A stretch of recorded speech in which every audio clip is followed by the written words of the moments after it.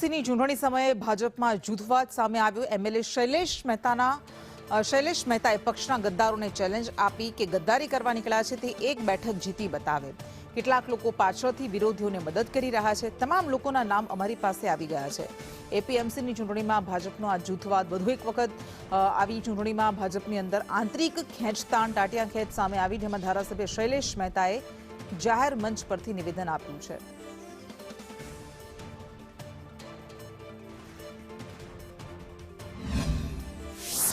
જે કોઈ લોકો સામે ફોર્મ ભર્યા છે આપણે સૌ જાણીએ છીએ કે આપણા જ કેટલાક લોકો એને પાછળથી મદદરૂપ થયા છે।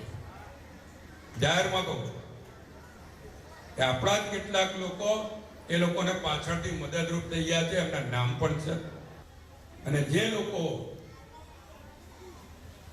પોતાની જાતને કંઈક અલગ સમજીને ગદ્દારી કરવા નીકળ્યા છે, એમને અહીંયાથી ચેલેન્જ છે, એક સીટ જીતાડીને બતાવજો। તમારી 16 સીટ ભારતીય જનતા પાર્ટીની એપીએમસીમાં જીતવાના છે।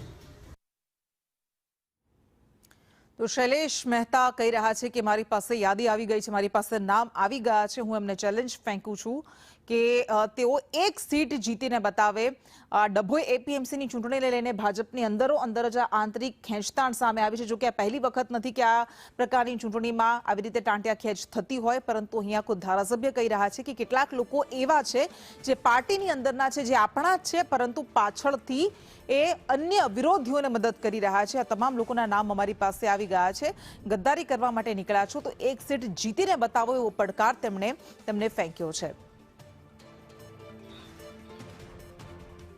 તો ધારાસભ્ય શૈલેષ મહેતાએ પક્ષના જ ગદ્દારોને આ ચેલેન્જ ફેંકી છે। હવે આ કયા નામ છે, કોના નામ છે, ગદ્દારી કરવા માટે નીકળ્યા છો તો એક બેઠક જીતીને બતાવો તેવું કહી રહ્યા છે। જો કે આ પહેલી વખત નથી, આ પહેલા પણ જ્યારે પણ આવી રીતે સહકારી ક્ષેત્રની ડેરીની વાત હોય કે પછી એપીએમસીની ચૂંટણીની વાત હોય, એની અંદર છેલ્લા કેટલાય સમયથી આ ટ્રેન્ડ સામે આવી રહ્યો છે કે જેમાં ભારતીય જનતા પાર્ટીના અંદરના જ બે જૂથ પડી જાય છે। આમને સામને એક જ પક્ષના લોકો આવી જાય છે અને એક જૂથ એ અન્ય જૂથને હરાવવા માટે મેદાને આવી જાય છે અને આ પ્રકારના નિવેદનો સામે આવે છે। ત્યારે જાહેર મંચ પરથી ધારાસભ્ય શૈલેષ મહેતાનું આ નિવેદન। જિલ્લા બીજેપી પ્રમુખ રસિક પ્રજાપતિ આપણી સાથે જોડાઈ ગયા છે। રસિકભાઈ, અહીંયા શૈલેષ મહેતા કહી રહ્યા છે કે ગદ્દારોના નામ મારી પાસે આવી ગયા છે કે જે વિરોધીઓને મદદ કરી રહ્યા છે અને પક્ષને નુકસાન પહોંચાડી રહ્યા છે। કોણ હોઈ શકે, કોના તરફ આ ઈશારો? એ તો બેન ધારાસભ્યએ વાત કરી છે, કદાચ એના ધ્યાનમાં આવ્યું છે તો કદાચ કીધું છે અને મારા સુધી હજી પહોંચ્યું નથી અને મને ધ્યાન દોરશે તો પૂરતા પગલાં લેવાના પ્રયત્ન કરશું બેન। હવે પણ ભારતીય જનતા પાર્ટી તો પોતાને શિસ્તબદ્ધ પાર્ટી કહે છે, કેડર બેઝ પાર્ટી કહે છે, તો કેમ આવી ચૂંટણીઓમાં એપીએમસીની હોય કે પછી ડેરીની હોય આવી રીતે જૂથવાદ વકરતો જઈ રહ્યો છે? એ જૂથવાદ સહકારી ક્ષેત્ર છે એટલે ક્યાંક ને ક્યાંક કોઈને નીચા દેખાવાના કોઈ કદાચ પ્રયત્ન કરતા હોય, ધારાસભ્યના ધ્યાનમાં કદાચ આવ્યું હશે, મારા ધ્યાનમાં હજી નથી એવો વિષય, પણ અમે પાર્ટીના લડનારા તમામ 16 અમે મેન્ડેટ આપી દીધા છે અને કદાચ ક્યાંય એક બે જણાએ કદાચ ભરવાનો કોઈ પ્રયત્ન કર્યો હોય તો એ ધારાસભ્યના ધ્યાનમાં હશે તો મારા સુધી પહોંચશે।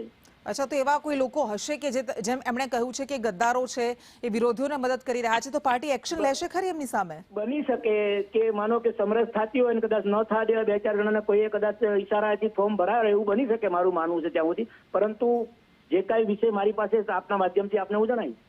એટલે એક્શન લેશો ખરા જો એ તમારી પાસે નામ આવે છે? કોઈ શંકા જ નથી। જે કાંઈ પાર્ટીના ફોરમમાં રહીને ગેરમાર્ગે દોરતા હોય તો એક્શન 100% લેવું પડે।